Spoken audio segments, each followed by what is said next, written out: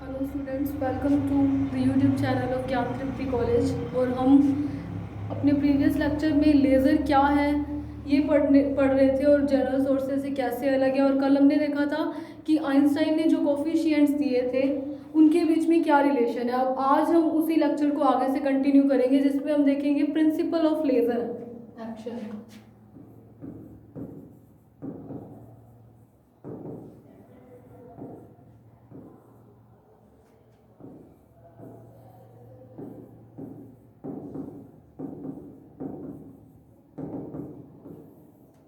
अब आज हम देखेंगे कि लेज़र जो है वो किस तरीके का काम करता है। तो देखो हमने क्या किया, सबसे पहले हम ये मान लेते हैं कि ये दो ऊर्जा स्तर है, ये आई जिसकी एनर्जी है ई आई, ये क्या है ग्राउंड स्टेट, और ये जेथ एनर्जी लेवल है जिसकी एनर्जी है ई जे जो कि है हायर एनर्जी लेवल। अब देखो यहाँ पर क्या है, बहुत सारे इलेक्ट्रॉन्स, एटम्स, मॉलिक्यूल्स होंगे। जैसे ही हम यहाँ पर फोटोन इंसिडेंट करवा रहे थे, कोई फोटोन जिसकी एनर्जी एच न्यू थी उसको हम आपतित करवा रहे थे, तो क्या हो रहा था, ये वाले इलेक्ट्रॉन या एटम्स जो है वो एनर्जी लेकर के अनस्टेबल होने के कारण हायर एनर्जी लेवल में यानी कि ईजे में जाते थे, जहाँ पर वो 10⁻⁻8 सेकंड के लिए ही रह सकता था। अब जैसे कि इसने एनर्जी ली तो ये ऊपर जाएगा, जिसको हम बोल रहे थे एब्जॉर्प्शन। एब्जॉर्प्शन मतलब अवशोषण, जिसके लिए आइंस्टीन का जो कोफिशिएंट था वो क्या था, बी आई जे, आइंस्टाइन का अवशोषण गुणांक। और फिर लेजर के लिए क्या था, हम क्या करवा रहे थे, स्पॉन्टेनियस के बजाय स्टिमुलेटेड एमिशन करवा रहे थे। तो जैसे ही यहाँ पर होता है तो हम उसके ऊपर स्टिमुलेटेड एमिशन यानी कि उद्युक्त उत्सर्जन के लिए क्या करते थे, एक फोटोन और आपतित करवा देते थे। और जैसे ही इसके ऊपर फोटोन आपतित करवाते थे तो क्या होता था, इनके बीच की एक मेटास्टेबल स्टेट। मेटास्टेबल स्टेट क्या होती है, ऐसी स्टेट जिसकी इस वाली ग्राउंड स्टेट के कम से तो एनर्जी डिफरेंस ज़्यादा होता है in compare to higher energy level. देखो इनके बीच का एनर्जी डिफरेंस कम है और इसके बीच का एनर्जी डिफरेंस ज़्यादा है। और इसकी क्या एक खासियत होती है कि यहाँ पर वो 10⁻³ सेकंड के लिए रह सकता है। 10⁻³ और -8 के बीच में 10⁵ सेकंड का डिफरेंस है, जो कि एक बहुत बड़ा डिफरेंस है। और स्टिमुलेटेड एमिशन करवाने का रीज़न क्या था कि हमें इन फेज में कुछ समान फेज में लाइट मिले। ये जो फोटोन रिलीज होते थे वो कैसे होते थे, कला संबद्ध होते थे, जो कि क्या है वो आपको पहले बता दिया है। तो ऐसी बात नहीं है कि जब ये एटम यहाँ से यहाँ जाता है तो इस वाले केस में वो फोटोन तो रिलीज नहीं करता, क्योंकि देखो एनर्जी डिफरेंस क्या है, बहुत कम है। एनर्जी डिफरेंस कम होने के कारण अगर वो कुछ ना कुछ मूवमेंट कर रहा है, मोशन कर रहा है, तो एनर्जी का लॉस जरूर हो सकता है, जिसको हम मान लेते हैं डेल ई। इसको कंसीडर करना या ना करना जरूरी नहीं है, क्योंकि ये बहुत ही माइनर होती है, बहुत ही कम होती है एनर्जी लॉस। तो इस वाले को कंसीडर करना जरूरी नहीं है। इसलिए अपने क्या कह देते हैं कि जे आई से वो जब जे में है और उसके ऊपर हमने फोटोन इंसिडेंट करवाया तो आपतित करवाते ही मेटास्टेबल स्टेट में जाता था और यहाँ से क्या है वो 2 फोटोन रिलीज करता था। वो फोटोन कैसे होते थे, जिनकी फेज क्या थी, सेम थी। और फिर जैसे ही वो नीचे आता था अपना टाइम पीरियड पूरा होने के बाद, तो क्या यहाँ पर जो फोटोन रिलीज होते थे एनर्जी रिलीज हो रही है जो कि लाइट है, और वो लाइट ही क्या होती थी, लेजर लाइट।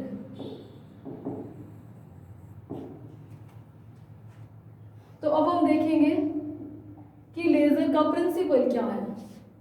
तो देखो मैंने मान लिया कि ये ई आई एनर्जी लेवल है, जिस आई एनर्जी लेवल है जिसकी एनर्जी है ई आई, और ये हायर एनर्जी लेवल है जिसकी एनर्जी है ई जे, जेथ एनर्जी लेवल है। मान लिया कि इसमें परमाणुओं की संख्या, इलेक्ट्रॉनों की संख्या, जो भी परमाणुओं की संख्या एन आई है, और इसमें मान लिया एन जे है।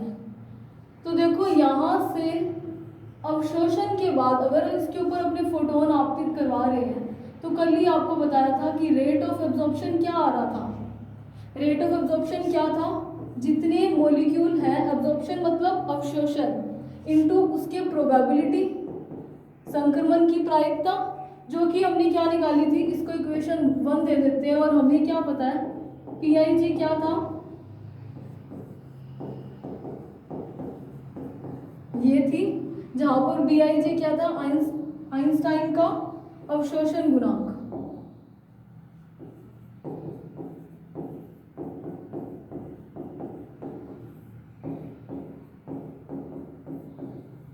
और यू न्यू क्या था, जो फोटोन इंसिडेंट करवा रहे हैं उसकी ऊर्जा घनत्व थी। तो इसको ले देते हैं इक्वेशन 1। उसके बाद अगर हम देखें ये तो क्या है अवशोषण का, अगर हम एमिशन का देखें तो आर ई क्या होगा, सिमिलरली आर ई क्या हो जाएगा N J into P J I. J I क्या शो कर रहा है, जे से आई में संक्रमण हो रहा है। तो देखो यहाँ पर हमारे पास, इसको दे दो इक्वेशन नंबर 3। हमारे पास देखो पी जे आई की वैल्यू क्या थी, पी जे आई क्या है, कुछ देखो लेजर लाइट बना रहे हैं, लेजर लाइट में मेनली हम स्टिमुलेटेड एमिशन करवा रहे हैं, लेकिन यहाँ पर एक ही तो नहीं होगा ना, बहुत सारे एटम्स होंगे जो एनर्जी लेकर ऊपर गए होंगे। तो 10 की पावर कुछ तो ऐसे होंगे जो मेटास्टेबल स्टेट में आ जाएंगे, लेकिन कुछ तो ऐसे भी होंगे जिसका स्वतः उत्सर्जन भी होगा उद्दीप्त के साथ साथ।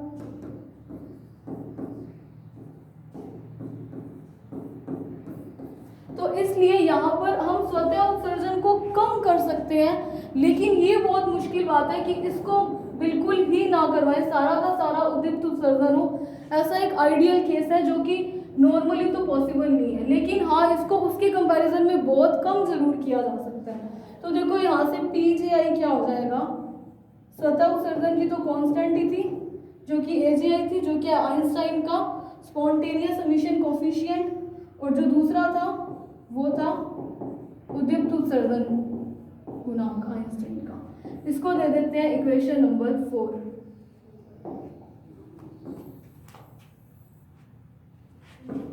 तो अब देखो अगर मैं इस इक्वेशन 2 में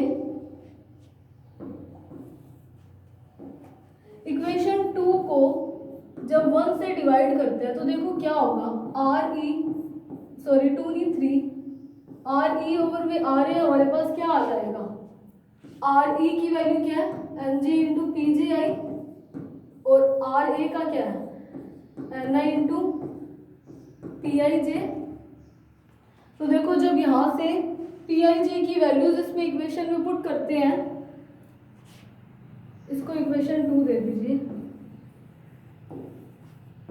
बाय इक्वेशन 2 एंड 4, तो हमें देखो आर ई ओवर में आर ए क्या मिलेगा, आर ई क्या था रेट ऑफ एमिशन, मतलब पर सेकंड में जितना एमिशन हो रहा है उसकी दर, और आर ए क्या है पर सेकंड में जितना अब्जॉर्प्शन यानी कि अवशोषण हो रहा है उसकी दर।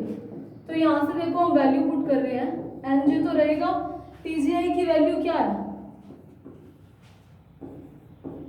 ए J I plus B J I U न्यू, और यहाँ पर देखो क्या आएगा एन आई तो था, ये आई है, और इधर क्या आएगा B I J into U nu. इसको दे देते हैं इक्वेशन नंबर 5। सिर्फ हमने सिंपली क्या किया है, ये कल भी आपको बता दिया गया था कि आर ए और आर ई कैसे आया है, तो मैंने सिर्फ और सिर्फ आर ए की वैल्यू लिखी है जिसमें पी आई जे क्या था, आई से जे में ट्रांजिशन की प्रोबेबिलिटी, मतलब जो भी एटम या इलेक्ट्रॉन है उसकी ith एनर्जी लेवल, मतलब कि निम्नतम ऊर्जा स्तर से उच्चतम ऊर्जा स्तर में जो संक्रमण हो रहा है उसकी प्रायिकता। वैसे ही क्या था पीजीआई, मतलब उच्च ऊर्जा स्तर से निम्न ऊर्जा स्तर में संक्रमण की प्रायिकता, जिसमें मैंने पीजीआई में स्वतः और उद्दीप्त दोनों को कंसिडर किया, क्योंकि ऐसा पॉसिबल नहीं है कि हम लेजर लाइट बनाने के लिए, मैंने आपको कहा था कि उद्दीप्त उत्सर्जन हम करवाते हैं ताकि इन फेज मिले, और फेज सेम होने के कारण क्या होता है एम्पलीट्यूड क्या हो जाता है बढ़ जाता है, जिसके कारण जो लेजर लाइट है वो हाई इंटेंसिटी की मिलती है। क्यों मिलती है, क्योंकि जो इंटेंसिटी होती है वो आयाम की, एम्पलीट्यूड होता है आयाम उसके वर्ग के समानुपाती होती है, जिसके कारण एम्पलीट्यूड बढ़ने के कारण, आयाम बढ़ने के कारण हमें उसकी तीव्रता उच्च मिलती है। तो इसके लिए हम उद्दीप्त उत्सर्जन करवाते हैं, क्योंकि स्वतः में क्या हो जाता है रैंडम प्रोसेस होने के कारण उनकी फेज सेम हो या ना हो ये जरूरी नहीं होता, लेकिन उद्दीप्त उत्सर्जन हम करवाते हैं, लेकिन जरूरी नहीं है कि सारे के सारे परमाणुओं का, इलेक्ट्रॉनों का उत्सर्जन हम उद्दीप्त ही करवाएं। कुछ ऐसे होते हैं जब 10 की पावर -8 सेकंड का लाइफ टाइम खत्म हो गया तो वो अपने आप स्पॉन्टेनियस एमिशन यानी कि स्वतः उत्सर्जन भी हो जाता है, इसलिए दोनों को कंसीडर किया गया, ना कि सिर्फ उद्दीप्त उत्सर्जन को। अब कल देखा था आइंस्टाइन के कोफिशिएंट के बीच का रिलेशन, जो कि क्या आया था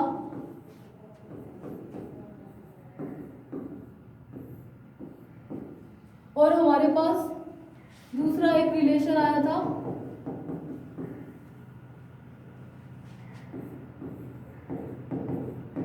थे आइंस्टाइन के कोफिशिएंट के बीच का रिलेशन, और इसी रिलेशन में हमें एक वैल्यू पता चली थी कि ni ओवर में nj जो होता है वो क्या होता है, e की पावर h ओवर में kt, ये होता है। तो अब हम इस इक्वेशन को यूज करेंगे। देखो हमारे पास re ओवर में ra में क्या आया है, इक्वेशन नंबर 5 में क्या था, देखो इक्वेशन नंबर 5 में हमारे पास nj ओवर में ni मिला है, हमें क्या किसकी वैल्यू पता है, ni ओवर में nj की। तो देखो यहाँ से क्या होगा,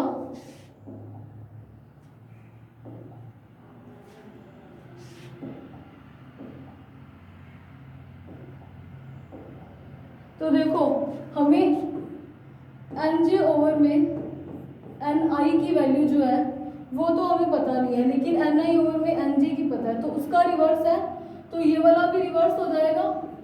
मतलब कल वाले टॉपिक से क्या पता चल रहा है, इसकी वैल्यू में माइनस साइन आ जाएगा, क्योंकि हमारे पास ni ओवर में nj की वैल्यू थी जो कि क्या थी। अब मैं इसका रिवर्स, हमें हमारे पास जो re ओवर में r इक्वेशन नंबर 5 में आ रहा था, तो मैंने इसका भी इन्वर्स कर दिया। इसका जब इन्वर्स करेंगे तो पावर के आगे माइनस आ जाएगा। अब देखो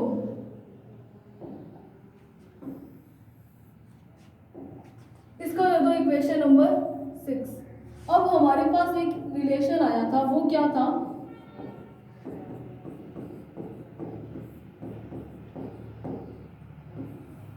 इधर हमारे पास क्या था, AJI प्लस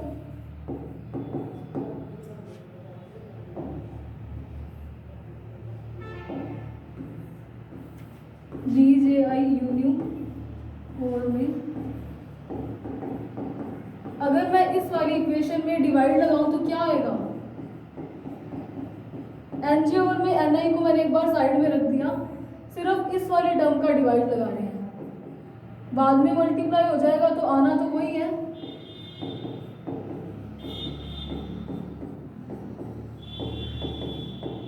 यूनियन से यूनियन कैंसिल हो जाएगा, ये आएगा। अब आइंस्टाइन के जो रिलेशन था उससे हमारे पास एक रिलेशन ये भी निकला था कि BJI किसके इक्वल है, BIJ। ये वाली जो है टर्म्स जो है वो कल वाले टॉपिक से पता चल रही है, ये वाली वैल्यू इसके इक्वल है, और ni ओवर में nj की वैल्यू जो दूसरी थी उससे हमने nj ओवर में ni की निकाली, और इस वाली टर्म की वैल्यू क्या है ये कल वाले टॉपिक से पता चल रहा है। तो देखो यहाँ पर मैं लिख सकती हूँ कि re ओवर में ra क्या हो जाएगा,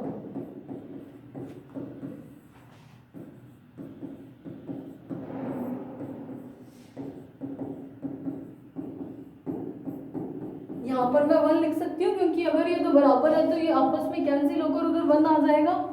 इसको दे देते हैं इक्वेशन नंबर 7। चलो इसको रहने दो एक बार। तो देखो हमारे पास क्या रिलेशन आ गया, अभी उसको मैं उसी इक्वेशन को एक बार इधर लिख रही हूँ।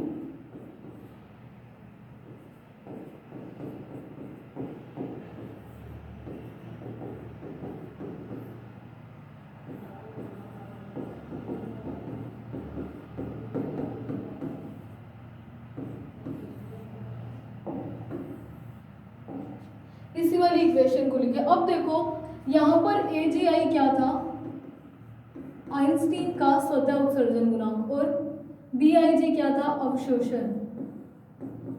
अब देखो हम क्या कर रहे हैं, लेजर लाइट प्रोड्यूस करने की ट्राई कर रहे हैं, लेजर लाइट बना रहे हैं। उसमें हम क्या करते थे, हम स्वतः को रोक तो नहीं सकते, लेकिन हम ज़्यादा से ज़्यादा क्या चाहते थे, उद्दीप्त उत्सर्जन हो। इसका मतलब क्या है कि जितने परमाणुओं का अवशोषण होगा वो उत्सर्जित तो होंगे, लेकिन कुछ तो ऐसे होंगे जिनका जो है स्वतः उत्सर्जन हो जाएगा, और कुछ ऐसे होंगे जिनका उद्दीप्त उत्सर्जन होगा। और हमारी ट्राई क्या रहती थी, उद्दीप्त उत्सर्जन को स्वतः उत्सर्जन की कंपैरिजन में ज़्यादा किया जाए। इसका मतलब टोटल अवशोषण जो होगा उनका उत्सर्जन भी होगा ही होगा, उन परमाणुओं का, इलेक्ट्रॉनों का। तो देखो अवशोषण की तुलना में स्वतः उत्सर्जन बहुत कम हो जाएगा, यानी कि अवशोषण जो है वो इसकी कंपैरिजन में बहुत ज़्यादा हो जाएगा। यही केस बनेगा, ऐसा होगा तभी तो लेजर लाइट बनेगी। अगर स्वतः उत्सर्जन ही हो गया सारा का सारा तो हमें लेजर लाइट तो मिली नहीं है, क्योंकि फेज सेम नहीं है, एम्पलीट्यूड उसका बड़ा नहीं है, इंटेंसिटी बड़ी नहीं है, मोनोक्रोमेटिक हुई नहीं है लाइट, तो हमें लेज़र लाइट तो मिल नहीं सकती। इसका मतलब क्या है, जब ये केस होगा तो ये वाला केस लेज़र प्रोड्यूस करने के लिए ये केस होना जरूरी है। अब देखो जनरली क्या होता है कि एक छोटी सी रकम में आप बहुत बड़ी डिजिट का जब आप डिवाइड कर रहे हो, जैसे कि यहाँ पर कर रही हूँ मैं, इसको बहुत छोटा रखा है इसके कंपैरिजन, तो ये कितनी नेग्लेक्टेड सी टर्म मिलती है, जिसके कारण हम इस वाली टर्म को नेग्लेक्ट कर सकते हैं। और देखो साथ में यूनियन का भी डिवाइड होना है, तो मतलब क्या हुआ कि ये वाली टर्म जो है इसको हम नेग्लेक्ट कर सकते हैं। इसको अगर हम नेग्लेक्ट करते हैं तो आर ई ओवर में आर ए क्या हो जाता है,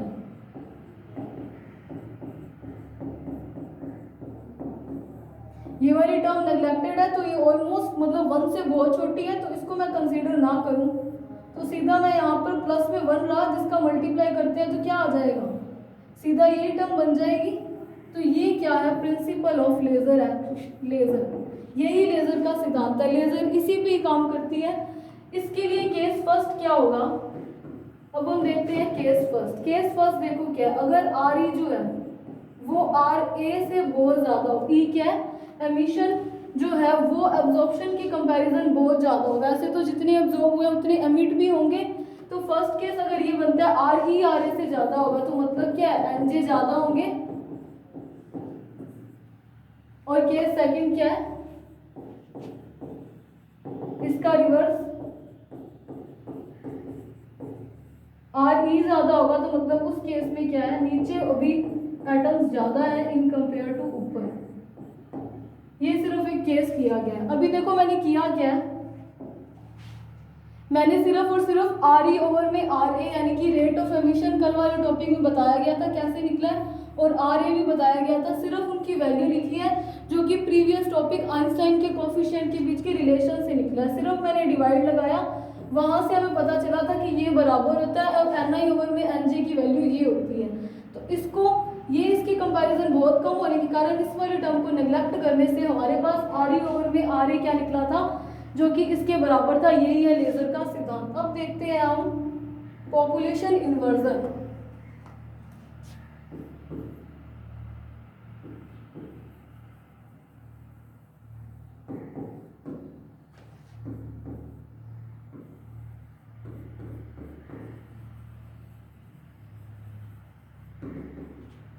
पॉपुलेशन इन्वर्जन को हिंदी में बोलते हैं जनसंख्या व्युत्क्रमण, या फिर इसको हिंदी में बोलते हैं समष्टि प्रतिलोमन।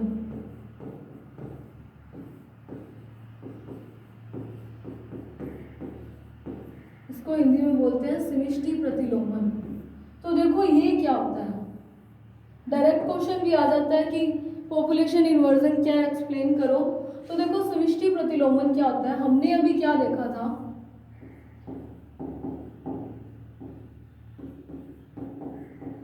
यहाँ से जितने भी एटम्स है, इलेक्ट्रॉन्स है, एटम्स एनर्जी लेकर के, फोटोन लेकर के ऊपर जा रहे हैं। एक तो नहीं जाएंगे, बहुत सारे जाएंगे, नीचे है तो वो जाएंगे ही जाएंगे।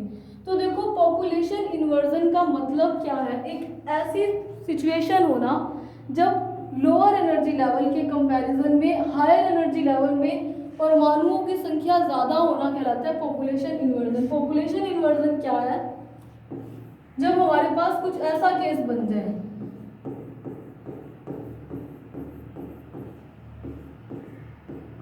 मतलब आई ई में जितने भी परमाणु थे उसकी कंपैरिजन ऊपर वाले लेवल में, हायर एनर्जी लेवल में परमाणुओं की संख्या बढ़ जाए, तो इस केस को क्या बोलते हैं, पॉपुलेशन इन्वर्जन।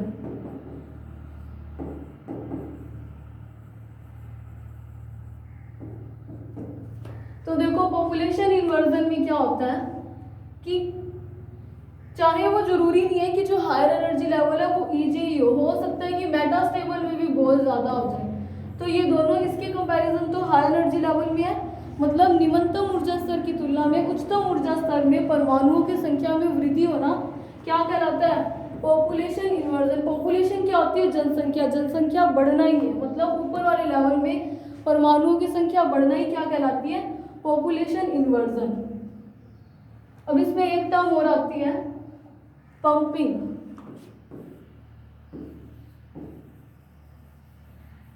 पंपिंग को हिंदी में बोलते हैं पंपन।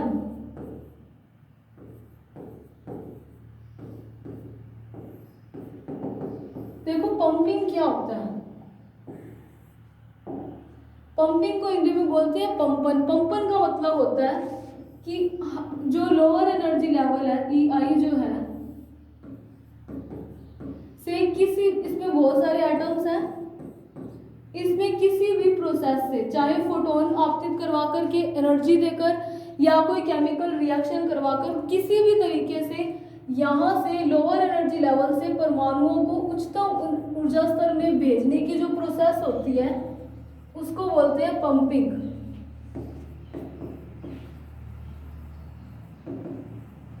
दोनों डेफिनेशन मैं एक बार आपको फिर से एक्सप्लेन करती हूँ। पॉपुलेशन इन्वर्जन क्या है?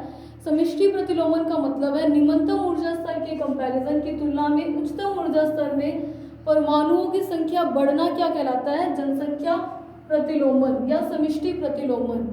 और पंपिंग क्या कहलाता है? पंपिंग वो प्रोसेस है जिससे हम निम्नतम ऊर्जा स्तर से उच्चतम ऊर्जा स्तर में परमाणुओं को भेजते हैं, वो है पंपिंग।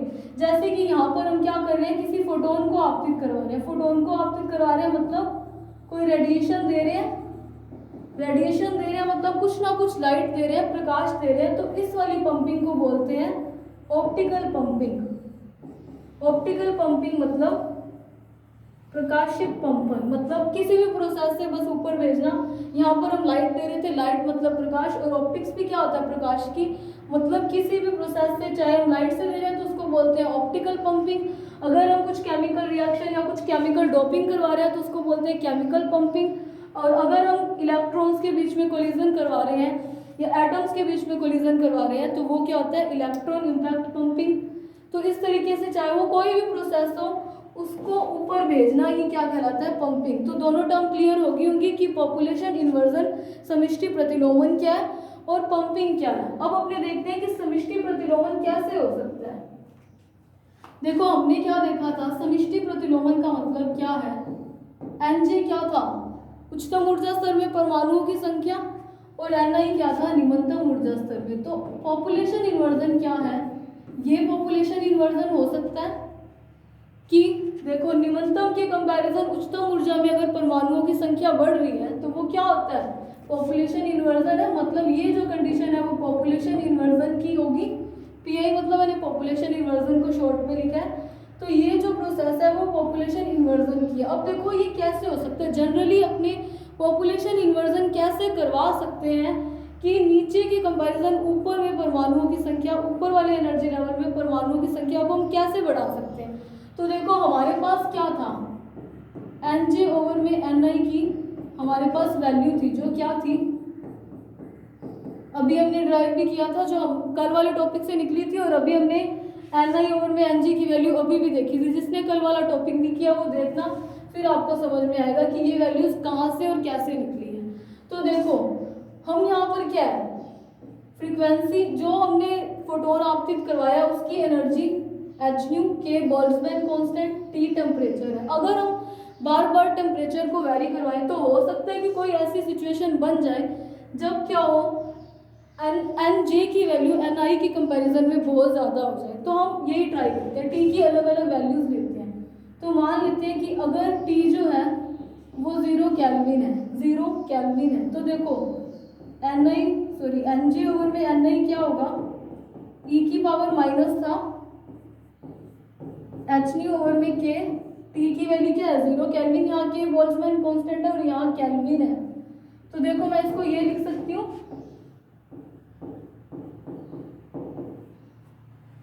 किसी भी टर्म में 0 का मैंने सिर्फ और सिर्फ उसको नीचे लेके आई, इस वाली पावर क्या हो जाएगी? पॉजिटिव हो जाएगी। अगर मैं देखो ये क्या है, 1 डिवाइडेड बाई 0 क्या होता है? इन्फिनिटी होता है। तो देखो यहाँ पर क्या बन जाएगा? e की पावर इन्फिनिटी, और e की इन्फिनिटी का मतलब क्या होता है?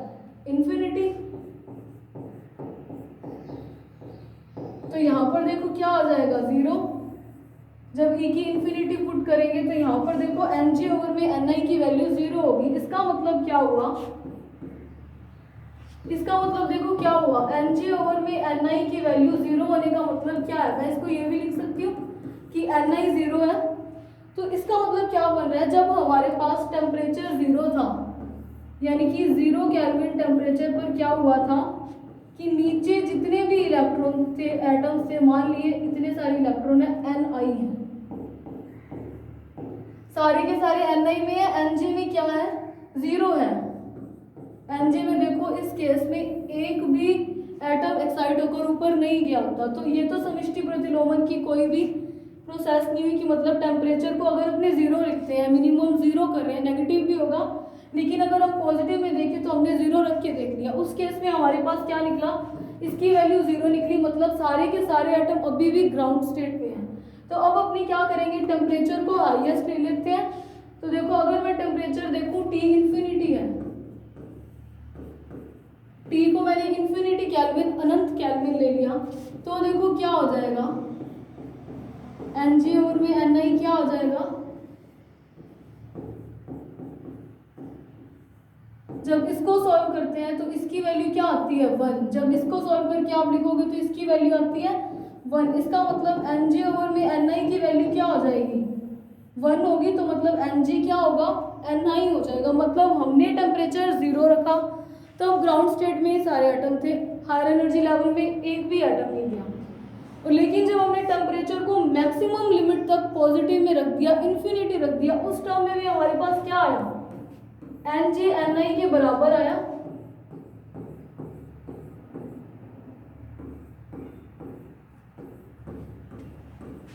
मतलब जितने की इलेक्ट्रॉन एटम्स जो थे वो ग्राउंड स्टेट में थे, उतने ही हाई एनर्जी लेवल में थे जब टेम्परेचर क्या था, इन्फिनिटी। मतलब 0 रख के देखा तब नीचे ही सारे एटम थे, ऊपर एक भी नहीं था, और जब इन्फिनिटी रखा तो दोनों में बराबर आ गए।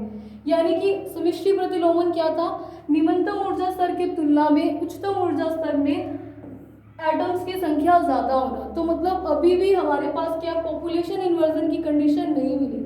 पॉपुलेशन इन्वर्जन जरूरी क्यों है, अगर देखो ऊपर जितने ज्यादा एटम्स होंगे, इलेक्ट्रॉन्स होंगे, उनका उतना ही ज्यादा हो जाएगा कि मेटास्टेबल स्टेट में भी उतने ज्यादा होंगे इलेक्ट्रॉन एटम्स। जैसे ही हम लगातार पंपिंग कर रहे हैं, पंपिंग मतलब वो प्रोसेस जिससे हायर एनर्जी लेवल में हम एटम्स को भेज रहे हैं लोअर एनर्जी लेवल से। लगातार हम मान लो ऑप्टिकल पंपिंग कर रहे हैं, मतलब फिर से ऊपर से लाइट दिए जा रहे हैं, रेडिएशन दिए जा रहे हैं, तो मेटास्टेबल स्टेट में क्या हो जाएंगे, एटम्स बढ़ जाएंगे।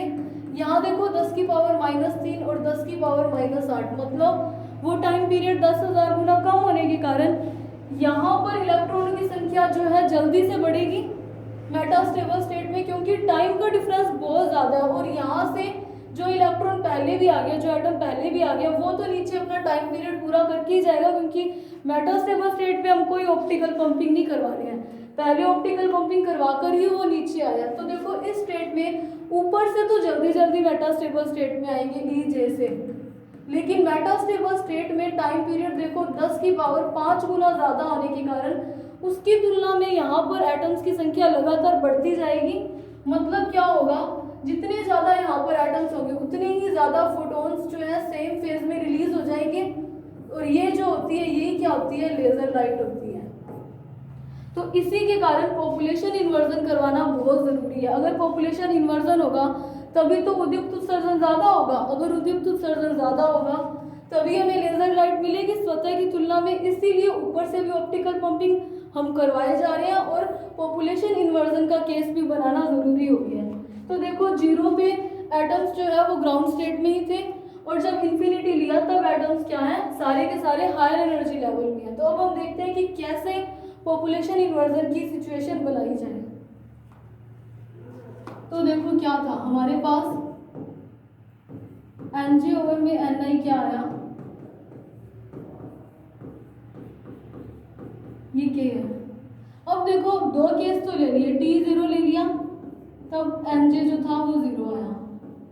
जब हमने ये लिया T को जब इन्फिनिटी लिया, उस केस में Ni जो है वो Nj के इक्वल आ गया। E की पावर इन्फिनिटी आपको पता होनी चाहिए किसकी क्या वैल्यू होती है, उससे आप इजीली सॉल्व कर सकते हैं ये, ठीक है। अब हम क्या कर सकते हैं, एक ही केस रह गया, जब हम T को 0 से कम ले लें। 0 केल्विन से कम लेने का मतलब क्या है, टेम्परेचर को नेगेटिव में लेना शुरू करें। देखो अगर जो T है वो 0 से कम हो रहा है, या फिर मैं इसको ये लिख देती हूँ, जब नेगेटिव हो रहा है 0 से कम है तो नेगेटिव ही होगा। तो उस केस में देखो, अगर मैं टी की वैल्यू कोई नेगेटिव ले रही हूँ, 0 से कम ले रही हूँ, तो ये वाला साइन जो है नेगेटिव नेगेटिव से मल्टीप्लाई होकर क्या हो जाएगा, पॉजिटिव हो जाएगा। तो देखो एन जे ओवर में एन आई क्या हो जाएगा, नेगेटिव के केस में एच न्यू ओवर में के टी हो जाएगा जब हमने टी को नेगेटिव लिया। तो देखो इस केस में वो पॉजिटिव है। तो देखो अब क्या होगा, अब टी की वो वैल्यूज जो 0 से कम है और इसकी वैल्यू पॉजिटिव आ रही है या फिर 1 के बड़ी आ रही है, तो देखो क्या होगा, 1 से ज़्यादा, जैसे ही 0 की वैल्यू, टी की वैल्यू 0 से कम हो रही है और एच न्यू की वैल्यू 1 से ज़्यादा हो रही है, ऐसे पॉइंट्स लिए जाए, ऐसा टेम्परेचर लिया जाए जो वैसे तो नेगेटिव में हो लेकिन इस वाली टर्म की वैल्यू 1 से ज़्यादा हो। तो देखो क्या हो सकता है, हमारे पास एम जी क्या होगा,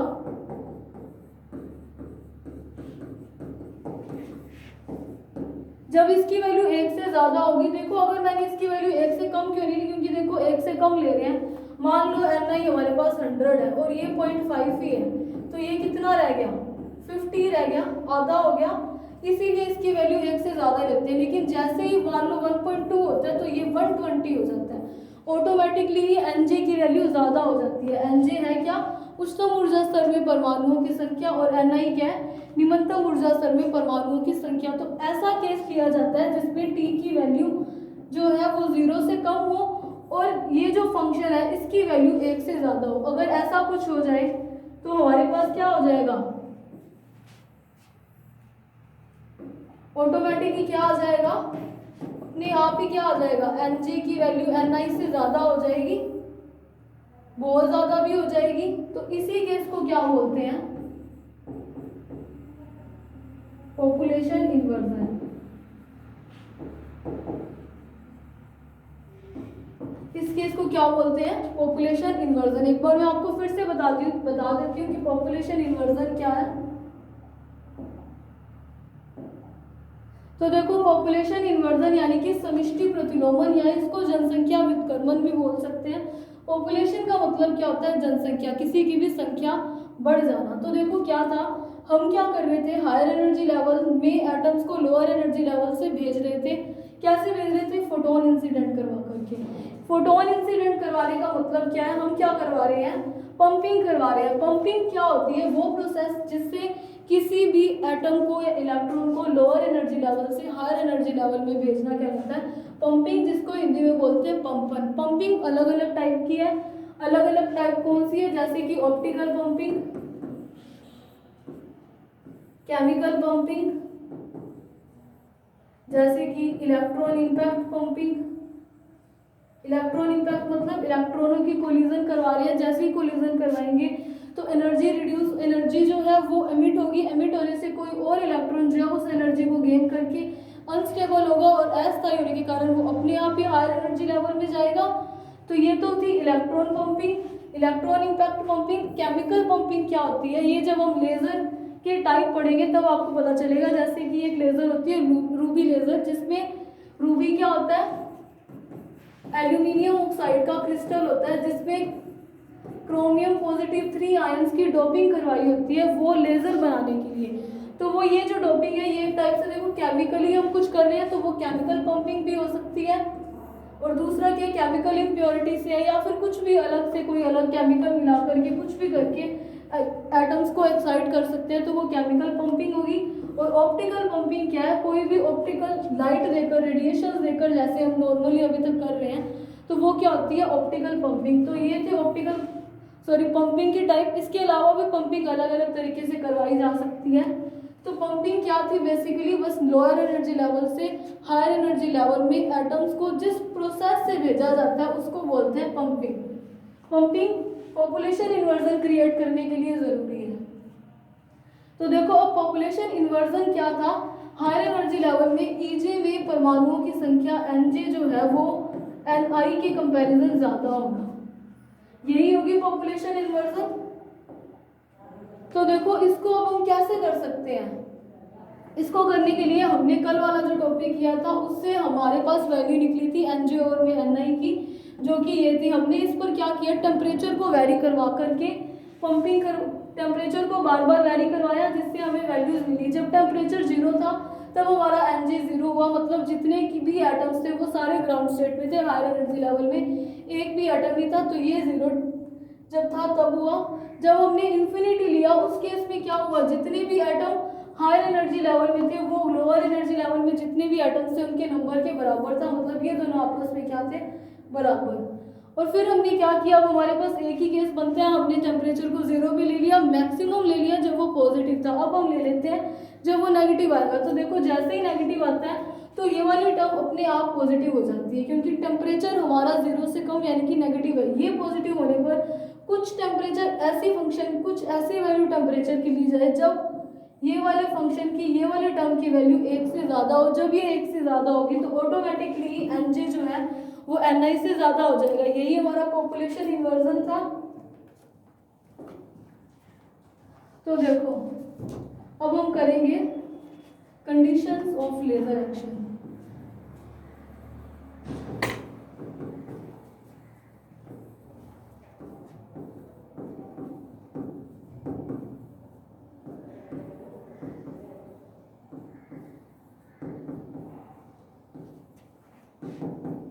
कंडीशन ऑफ लेजर एक्शन का मतलब क्या है, लेजर के काम करने की क्या क्या शर्तें हैं, लेजर लाइट हम कब प्रोड्यूस करवा सकते हैं। तो पहली कंडीशन होती है एक्टिव मीडियम।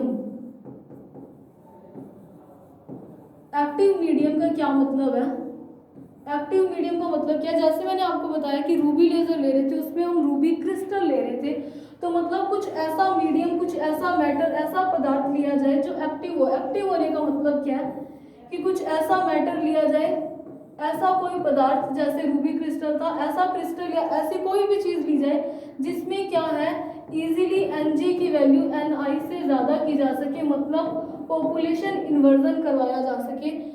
वो मीडियम जो है वो होता है एक्टिव मीडियम। तो सक्रिय माध्यम या एक्टिव मीडियम क्या है, ऐसा मीडियम जिसमें इजीली जो है समिष्टि प्रतिलोमन करवाया जा सके, पॉपुलेशन इन्वर्जन करवाया जा सके, या फिर जिसमें Nj जो है Ni से ज़्यादा हो।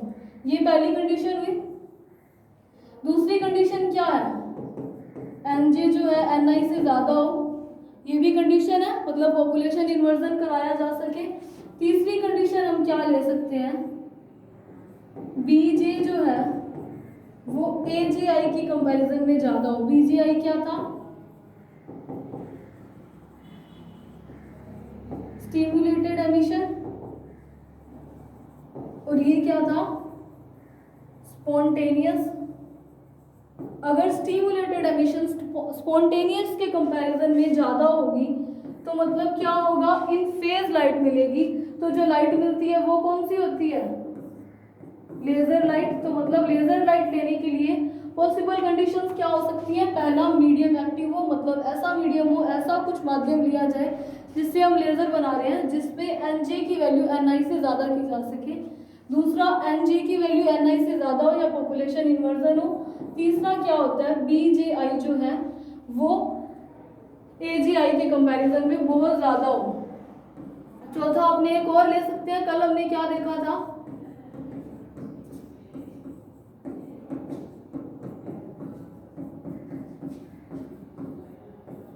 कल हमने देखा था आइंस्टाइन के जो कोफिशिएंट्स थे उनके बीच का एक रिलेशन ये निकला था, जिससे हमें क्या पता चला था कि अगर जो हमने फोटोन इंसिडेंट कराया है उसकी जो फ्रीक्वेंसी है वो कम होगी तो ये वाला रेशो जो है इसमें इसकी वैल्यू कम हो जाएगी और इसकी वैल्यू ज़्यादा हो जाएगी। इस वाले केस और ये वाला केस यहाँ से डिफाइन हो सकता है, ये दोनों केस, मतलब इसमें भी यही पता चल रहा है Aj जो है वो कम हो Bji के कंपैरिजन, मतलब उद्दीप्त उत्सर्जन जो है वो ज़्यादा हो सके। चौथा ये केस हो गया, ये दोनों केस एक ही है वैसे तो। पांचवा केस देखो क्या है, पांचवा लेजर लाइट बनाने की कंडीशन क्या हो सकती है, आइंस्टाइन के कोफिशिएंट से ये रिलेशन पता चला था कि जो Bji है वो Bij के इक्वल हो, मतलब जितना का अवशोषण हो रहा है वो सारा का सारा उद्दीप्त उत्सर्जन में बदल जाए। तो ये भी एक लेजर की कंडीशन है जो कि वैसे एक आइडियल केस है, क्योंकि स्पॉन्टेनियस एमिशन को हम मिनिमम कर सकते हैं लेकिन नेगलेक्ट 0 नहीं कर सकते, मतलब सारा का सारा एमिशन उद्दीप्त हो जाए ऐसा कुछ जरूरी नहीं है, लेकिन हाँ कम कर सकते हैं, ऑलमोस्ट जरूर इनको इक्वल कर सकते हैं। तो ये क्या हुआ, ये लेजर के काम करने की शर्तें हो गई हैं। पहली शर्त एक्टिव मीडियम। एक्टिव मीडियम मतलब ऐसा मीडियम हो जिसमें NJ/Ni से ज़्यादा हम इजीली कर सकें, या फिर जिसमें ये हो जाए, तो वो कौन सा कहलाता है, एक्टिव मीडियम। दूसरा क्या कह सकते हैं कि जो NJ मतलब हायर एनर्जी लेवल में परमाणुओं की संख्या लोअर के कंपैरिजन में ज़्यादा हो, तो वहाँ पर भी हो सकता है। तीसरा क्या है, उद्दीप्त उत्सर्जन स्वतः उत्सर्जन की तुलना में ज़्यादा हो। और चौथा क्या है, ये दोनों आपस में बराबर हो। तो ये हो गया प्रिंसिपल ऑफ लेजर एक्शन और लेजर के काम करने की conditions. Thanks for watching this. और कल हम आगे का टॉपिक करेंगे रूबी लेजर, कि लेजर को कैसे बनाया जा सकता है।